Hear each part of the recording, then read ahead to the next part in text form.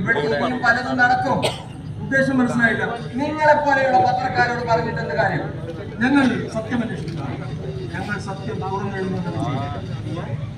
ഇവിടുത്തെ വൻകിട പത്രങ്ങളൊക്കെ ഇന്ന് ഞങ്ങളോടൊപ്പമാണ്. പിന്നെ ചില്ലറ പത്രമായ നിങ്ങളെ ഞങ്ങൾ എന്തിനു മൈൻഡ് ചെയ്യണം? അത് ശരിയാണ്. ജനക്ഷേമം മുൻനിർത്തി പ്രവർത്തിക്കുന്ന ജനനേതാക്കന്മാരെയും സർക്കാരുകളെയും അട്ടിമറിക്കാൻ കുത്തക പത്രങ്ങളെയാണല്ലോ നിങ്ങൾ ആശ്രയിക്കുന്നത്. കോടീശ്വര പ്രമുഖന്മാരുടെ കസേരയിലാണ് ദല്ലാളന്മാർ ഇരിക്കുന്നത്. ആദർശങ്ങൾ ആർക്കും പ്രസംഗിക്കാം, പക്ഷെ പ്രവർത്തിക്കാൻ മഹാത്മാക്കൾക്ക് പോലും പ്രയാസമാണ്. ഇതാണ് ഈ ചിന്താഗതിയാണ് ഇന്നത്തെ യുവതലമുറയെ വഴിതെറ്റുന്നത്. സൂര്യനസ്തമിക്കാത്ത സാമ്രാജ്യം ഭരിച്ചിരുന്ന വെള്ളക്കാരിൽ നിന്ന് സ്വാതന്ത്ര്യം നേടിയ നമുക്ക് കുത്തക മുതലാളിമാരെയും സവർണ മേധാവികളെയും അടിച്ചമർത്താൻ എന്താണ് പ്രയാസം? ഇപ്പോൾ എനിക്കിതൊന്നും കേൾക്കണ്ട. എന്റെ മുന്നിൽ ഇന്ന് ഒരുപാട് പ്രശ്നങ്ങളുണ്ട്. ഞാനൊരു തിരക്ക് പിടിച്ച മനുഷ്യനാണ്. അപ്പോ തിരക്ക് പിടിച്ച മനുഷ്യ, ഒരു നിമിഷം ഒരു കാര്യം ചോദിച്ചു. കഴിഞ്ഞ ദിവസം നിങ്ങളൊരു ബന്ദിന് ആഹ്വാനം ചെയ്തിരുന്നു. എന്തായിരുന്നു ആ ബന്ദിന് ഒരു വിശദീകരണം? കഴിഞ്ഞ ആഴ്ച അർദ്ധരാത്രി ഒരു മുസ്ലിം യുവാവ് അതിദാരുണമായി കൊല ചെയ്യപ്പെട്ടു. എന്നിട്ടും നിങ്ങൾ അതിനെ നിസ്സാരമായി കാണുന്നു. ശരിയാണ്, ശരിയാണ്, കൊല ചെയ്യപ്പെട്ടു. പക്ഷേ അത് വ്യക്തിവൈരാഗ്യം മൂലമുള്ള കൊലപാതകമല്ലേ? നിങ്ങൾ എന്തിനാണ് അതിൽ വർഗീയത കൂട്ടിക്കലർത്തുന്നത്? ഇതാണ് ഞാൻ പറഞ്ഞത്. നിങ്ങൾ ഒരു ആശയക്കുഴപ്പം സൃഷ്ടിക്കുന്ന പത്രലേഖനം. ഇവിടുത്തെ വൻകിട പത്രങ്ങളൊക്കെ വെണ്ടക്ക അക്ഷരത്തിലാണ് ആ വാർത്ത പ്രസിദ്ധീകരിച്ചത്. എന്നിട്ട് നിങ്ങൾ അതിനെ നിസ്സാരമായി കാണുന്നു. നോക്കൂ, ഞങ്ങൾ സത്യം അന്വേഷിക്കുന്നു. സത്യം അന്വേഷിക്കാനാണ് ഞാനിവിടെ വന്നത്. എന്താ, സത്യം തുറന്നു പറയാൻ പ്രയാസമുണ്ടോ? ഇപ്പോൾ എന്നോട് ഒന്നും ചോദിക്കരുത്, ഞാൻ അല്പം തിരക്കിലാണ്. നോക്കൂ, ഈ ഗുഹ നിൽക്കുന്ന സ്ഥലവും തർക്കപ്രദേശമാണ്. അവിടെ നമുക്ക് സമാധാനം സ്ഥാപിക്കാൻ, സംഘർഷം ഒഴിവാക്കി സമാധാനം സ്ഥാപിക്കാനായി ഇരു ചേരികളും തമ്മിൽ ഒരു സമാധാന ചർച്ചയല്ലേ? ഞങ്ങൾ ഉന്നയിക്കുന്ന ആവശ്യങ്ങൾ അംഗീകരിക്കാൻ അവർ തയ്യാറാവുമോ? വിട്ടുവീഴ്ച ഇരുഭാഗത്തു നിന്നും വേണ്ടി വരും. എനിക്കിപ്പോൾ ഒന്നേ പറയാനുള്ളൂ, എന്റെ ലക്ഷ്യത്തിലേക്കുള്ള പ്രയാണം തുടങ്ങുക തന്നെ ചെയ്യും. ഇക്കാര്യത്തിൽ ആരുടെ ഉപദേശവും തൽക്കാലം എനിക്ക് ആവശ്യമില്ല. ശരി, ഞാൻ പോകും.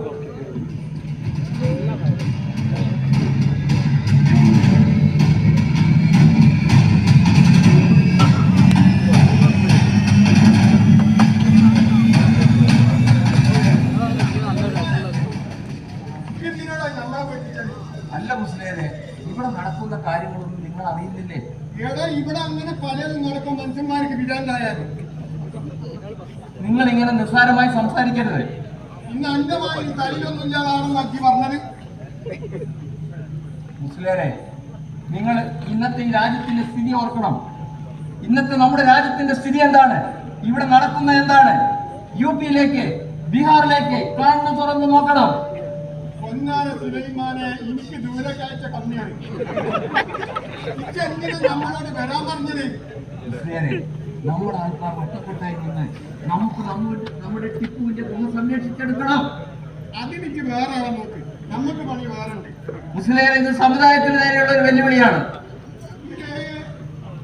എന്നെ എനിക്ക് സമുദായത്തിനോട് വലിയ പ്രേമം തോന്നിയത് കാക്ക പുഷ്ട കൊക്ക അവരുടെ സുലൈമാനെ.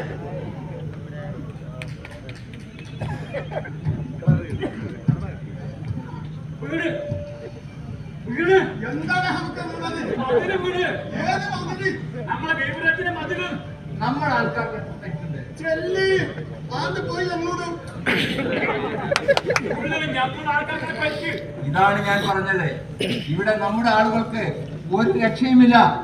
ഇവിടെ നടക്കുന്നത് ഒരു ന്യൂനപക്ഷ മർദ്ദനമാണ്.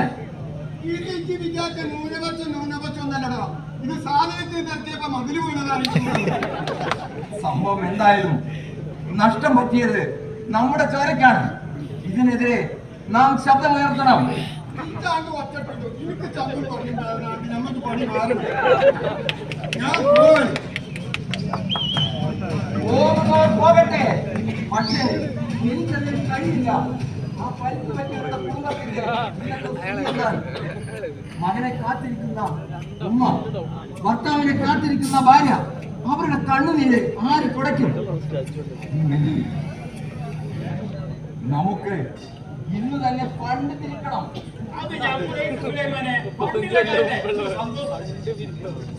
സംഭവത്തിന് പിന്നിൽ ഏതോ കറുത്ത കൈകൾ ഇവിടെ പ്രവർത്തിച്ചിട്ടുണ്ട്.